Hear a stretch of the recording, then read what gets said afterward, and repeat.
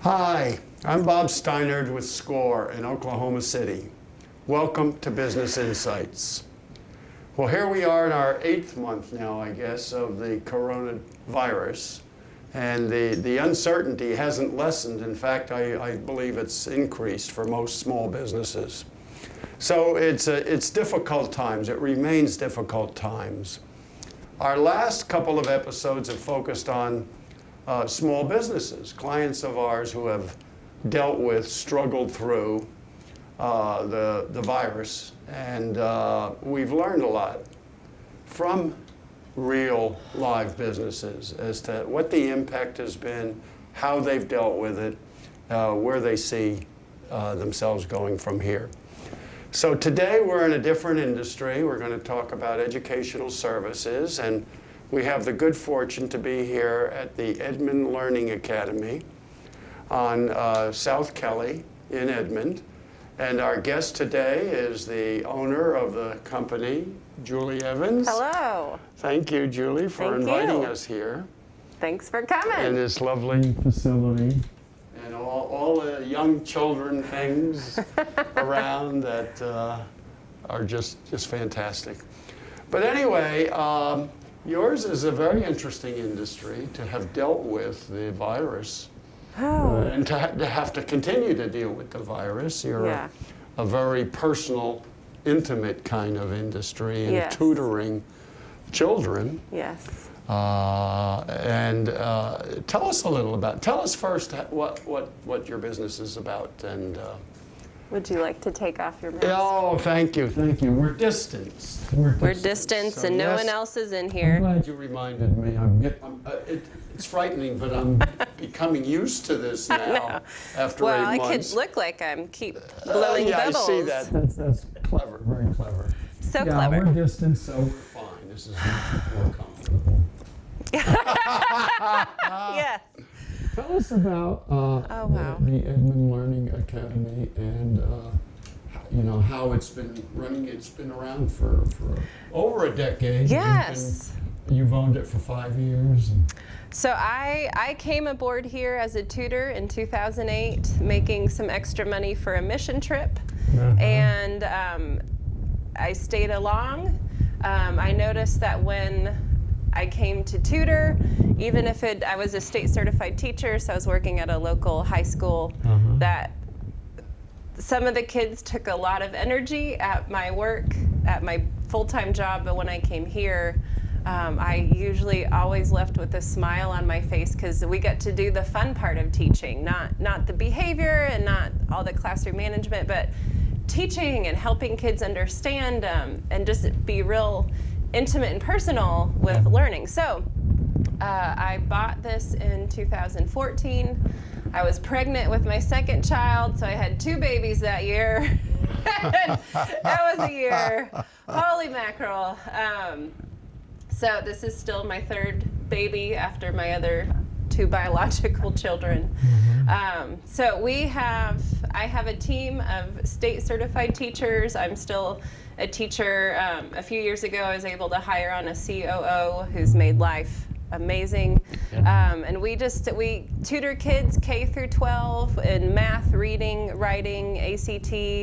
And what I think that we do really well is we're not connected with any franchise, so we get to do it with exactly what the kid needs. If we need to pivot or change, we get to do that without there being guidelines or rules. We just get to be best fit for the kid.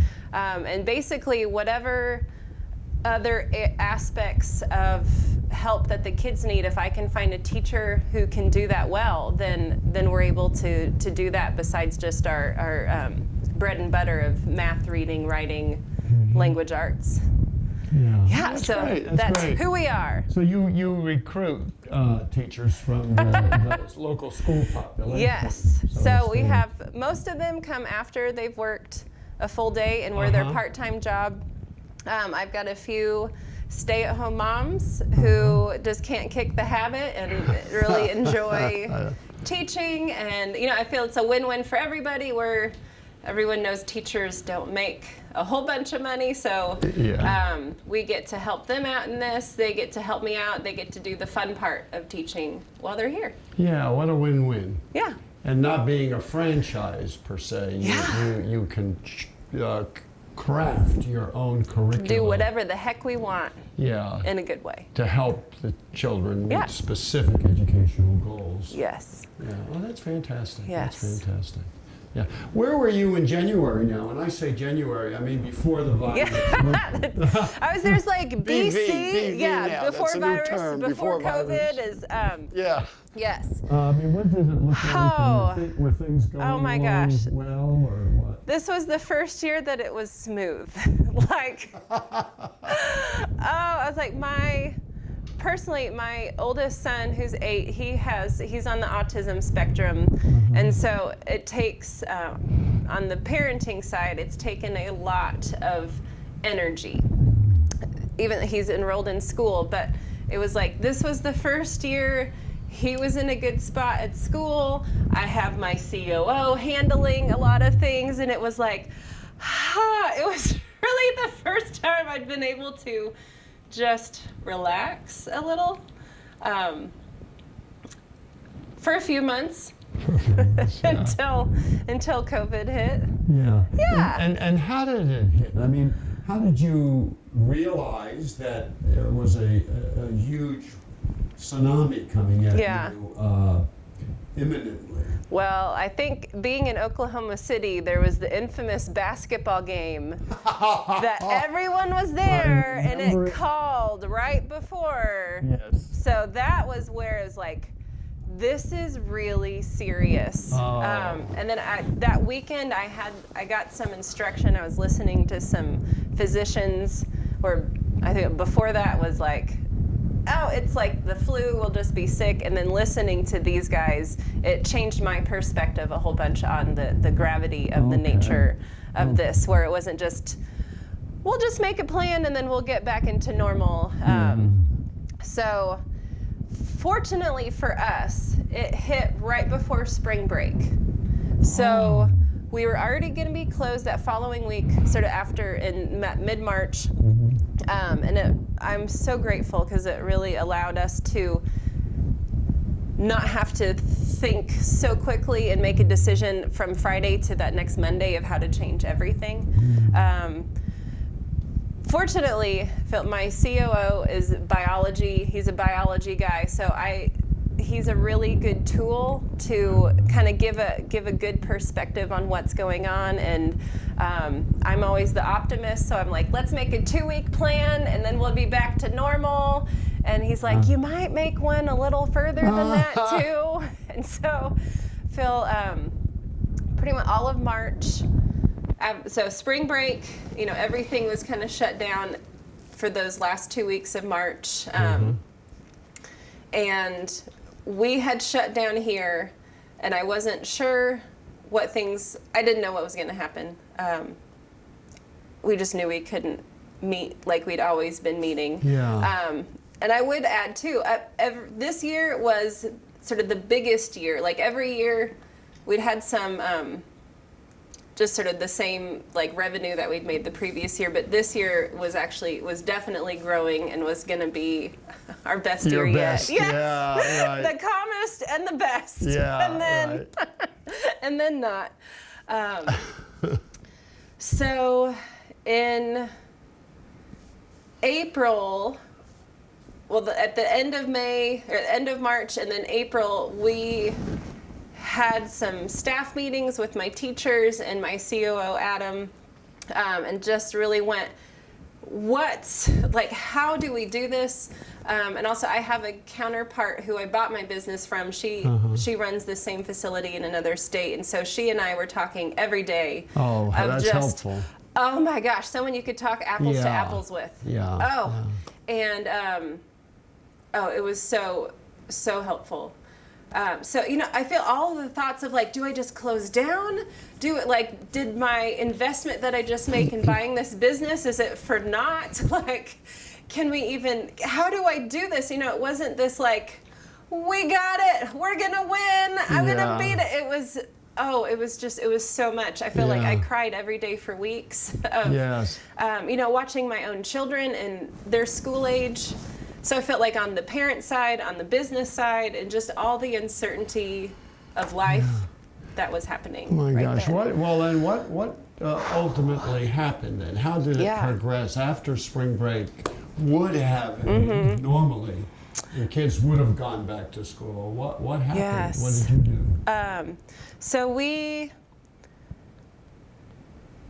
with all the discussions I've been able to have with Adam and my other counterpart, we had kind of come up with the idea of let's just figure out how we can pivot and do everything virtually, which prior, everything in here was still paper pencil.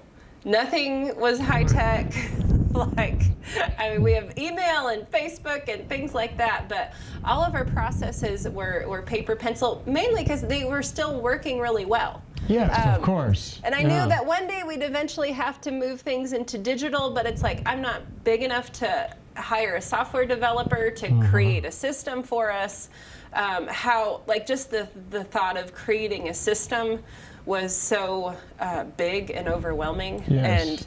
And I'm somewhat tech savvy, but definitely not a programmer or developer. So we just figured out that we had to figure out how to make everything go online. So it's like researching how to do that.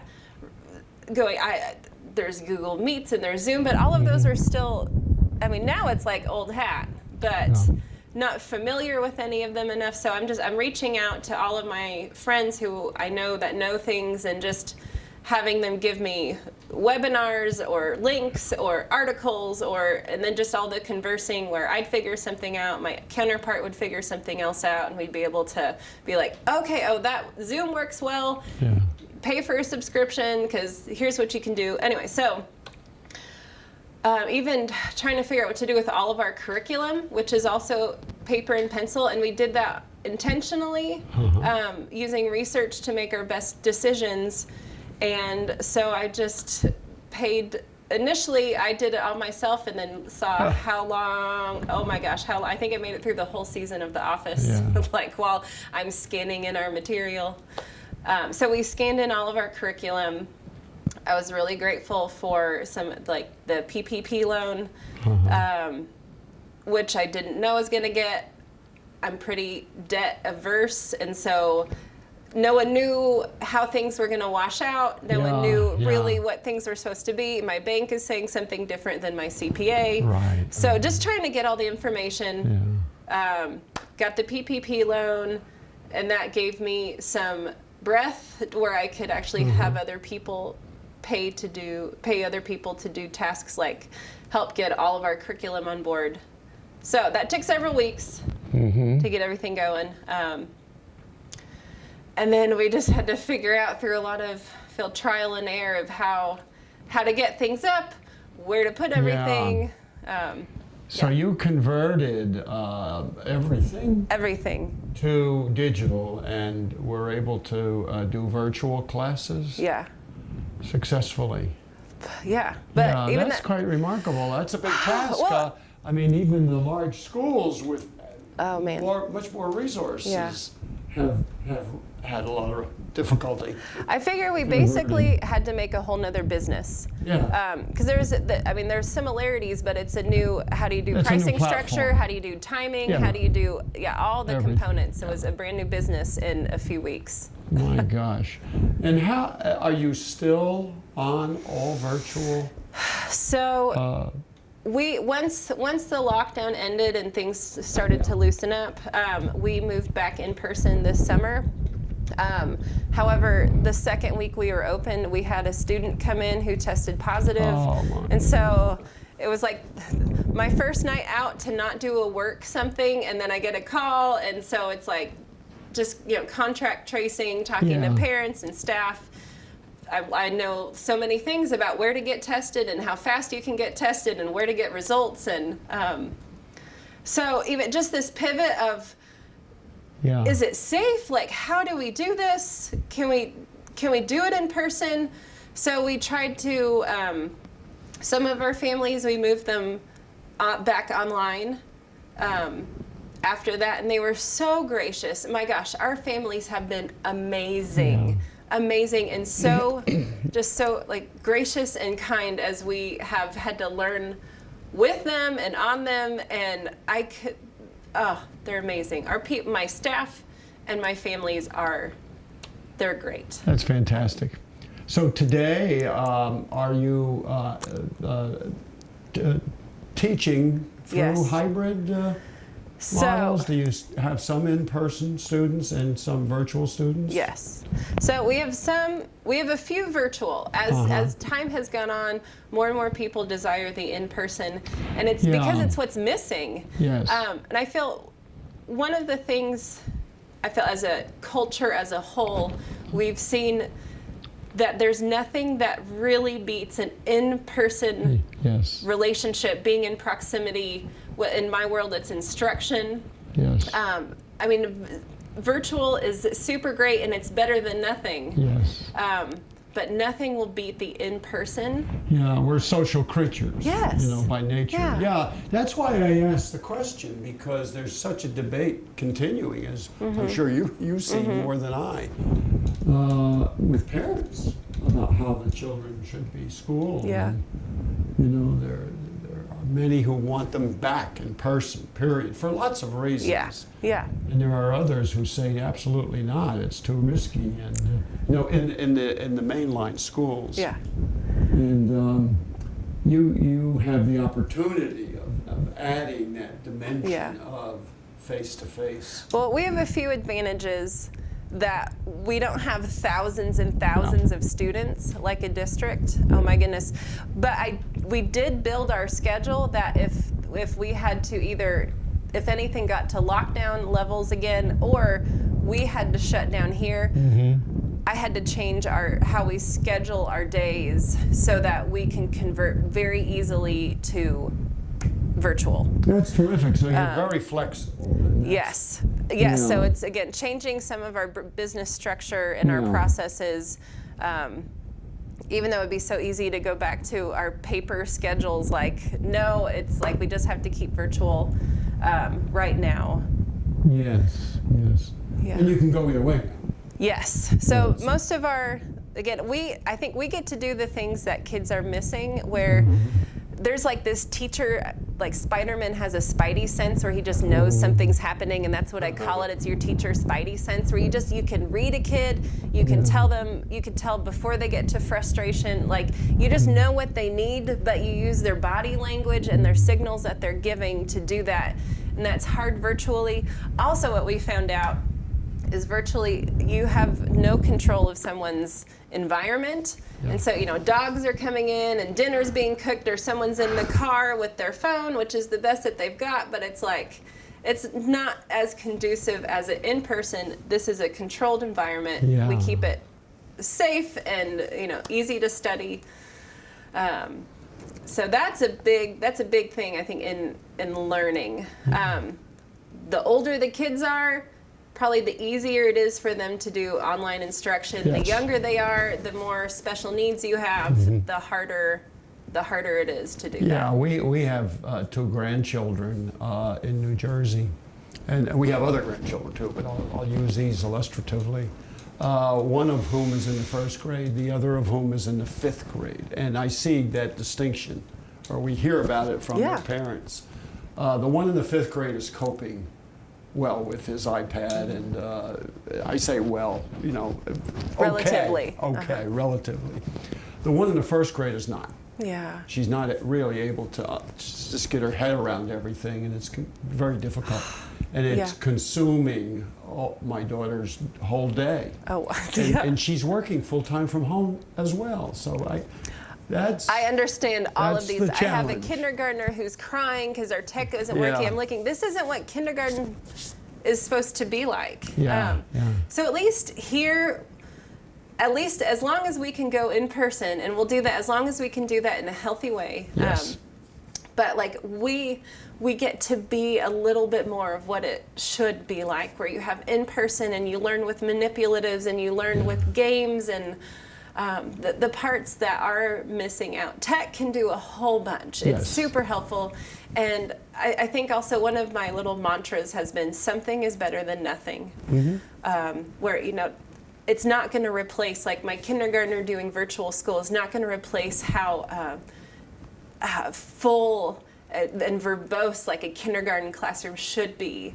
But something is better than nothing, and we're going to look at the positives rather than look at the negatives right now too. That's a good way. Well, since we've had such a great conversation with Julie on a very important business in educational services, we're going to take a break here and come back for part 2 because there's so much more that we want to talk about with her.